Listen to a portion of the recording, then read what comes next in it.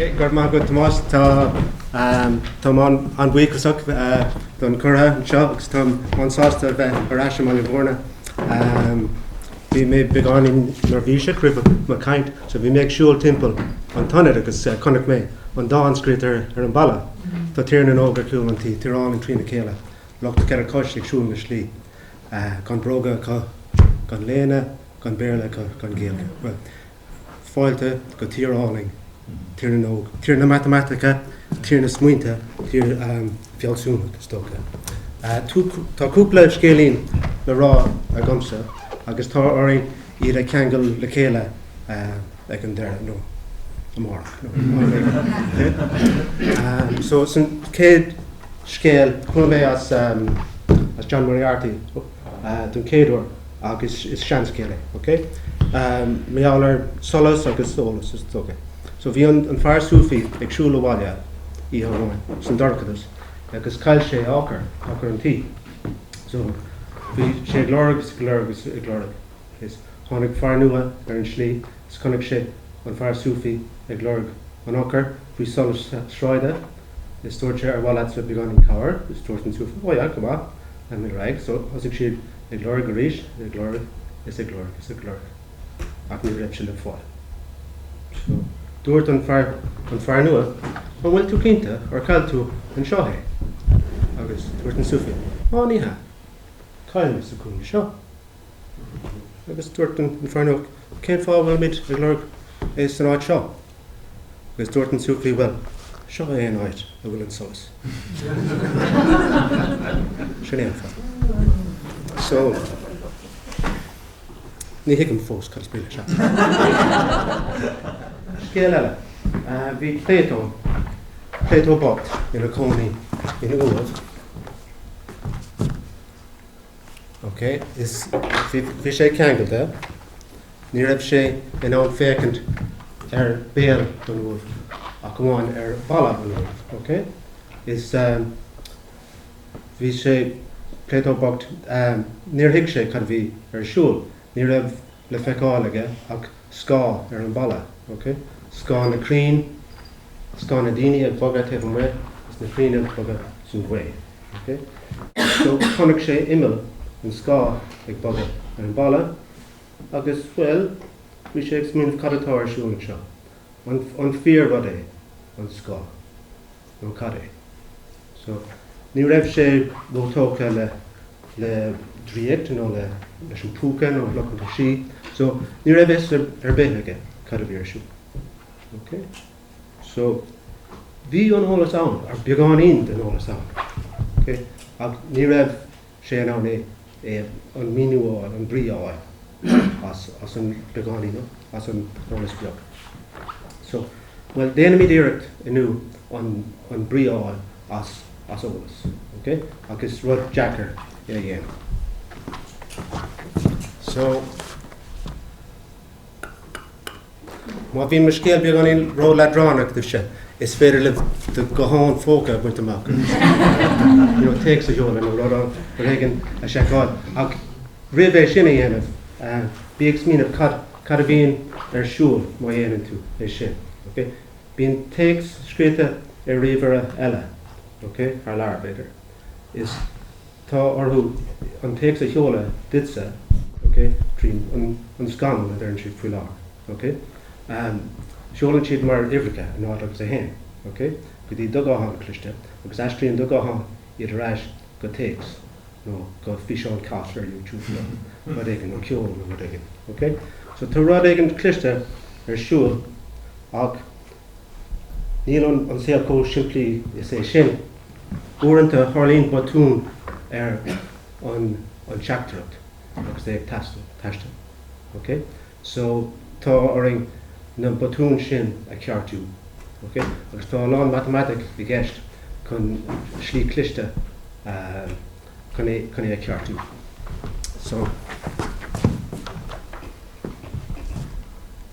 So, sampla amháin. So seoil text ditsa, díogais. Sin é an teachtaíocht. Tá ar mucáhan féin é an códú go dtí na hifrica seo, an águs a hen, agus seolam é okay? Ach níl an trú an níl an tágaí atá botún ann, so seo I botún máin actually an héan seo go dtí an náda an seo, so tá an teachtrach míceart ag do go háin inis, okay? Ach tá do go háin in ann na hifrica a dtí codú go dtí an teachtrach míceart an seo fiagat, okay? So sin é an cód is simply a úsáid míid, okay? Na litrica go dtí na hifrica agus na hifrica arás go dtí na litrica, okay? Agus níl éon ceartú I gceist an seo, okay? So Harlín na lán bátún margheallar stormgréine nó turan an slí nó teachtarachtaí eile, okay? So is roid cotínta iad na bátún.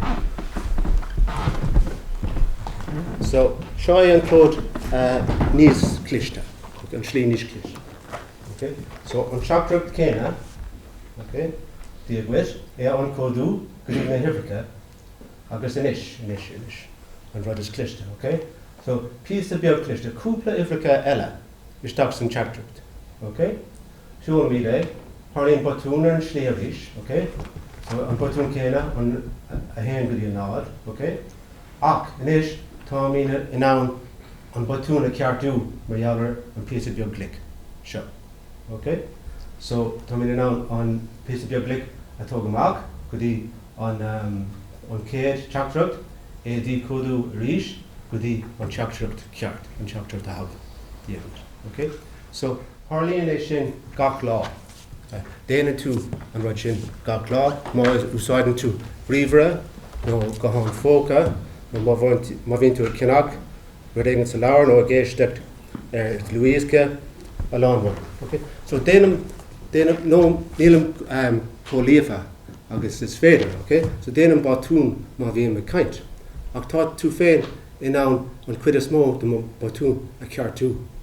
So tá de clúis agus de intin ag dhéanamh an rud céine an tam go léir. So mar hampla lú dhéasca, okay? Ná é sin é sin a bhaile, ach tá tú an scríbe a chur air, okay? Ach I bríonn sé de gná, okay? Má bhíon an tága. So déanam botún ar an gluíosca ach tá an riomhre in ann iad a ceartú, a lán botún, okay? So cód eile má leanann tú sa leabharlan chun de leabhar Matamaitic áil tá cód scríofa air, okay? Agus tá an leabharlaní in ann an cód a ceartú má bhíon botún a gceist, okay?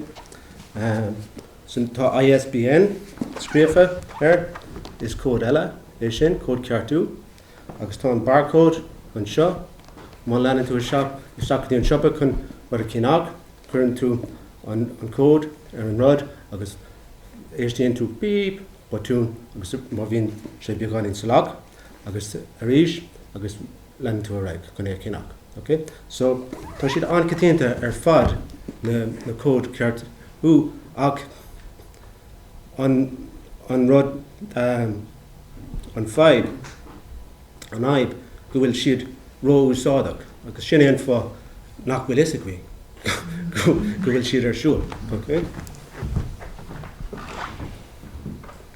So is cuid mór dom Taighde féin an píosa beag glic a áil, an píosa is fearr a áil, okay? Okay, so conas a dhéanann tú an píosa beag glic.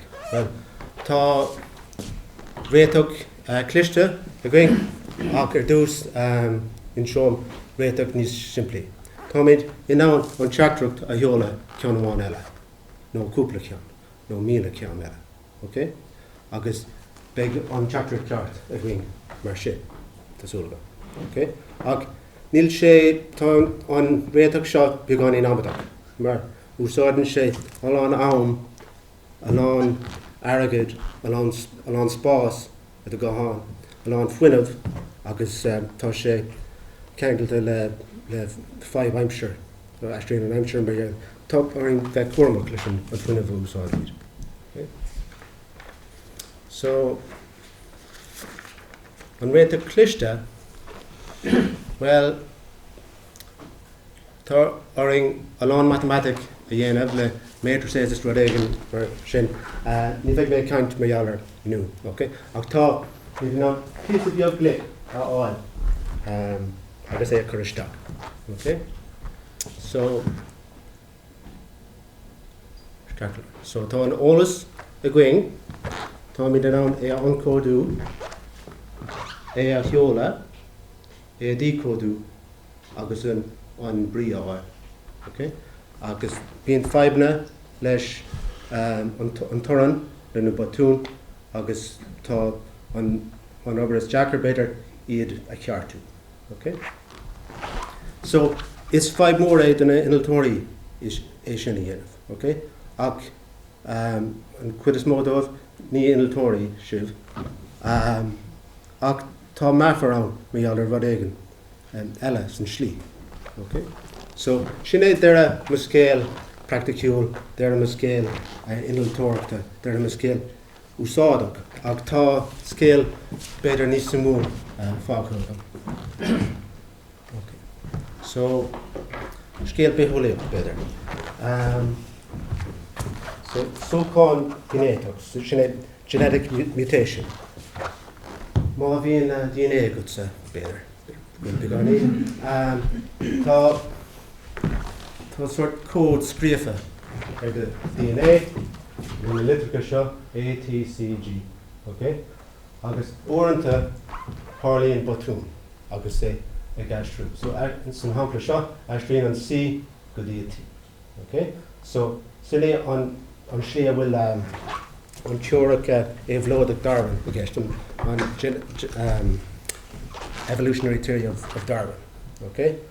Tá sé ceangailte leis an aistriúcháin sin, leis an genetic mutation sin, okay? So the gná ní raibh maithe a uaireanta tá sé anna úsáideach ar fad, okay? Tá the gná bíon the corp in ann na batún sin a ceartú, the gná. Ach níl sin an gacha, okay? Sin an fad.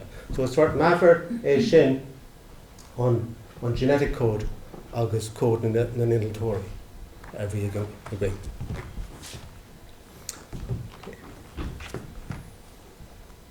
Okay, so tá gach sort cumarsáid bunathe ar teacharacht. So cumarsáid scríofa, caint, ceol, fiseán, telefís, teaglah, bolla, blas, teacharacht chimic. So is teacharaachtaí iad go léir. Agus tá cód a gceist an am go léir, agus batún a gceist an am go léir, agus iad a ceartú. Okay? Okay, so cúpla hampla, okay?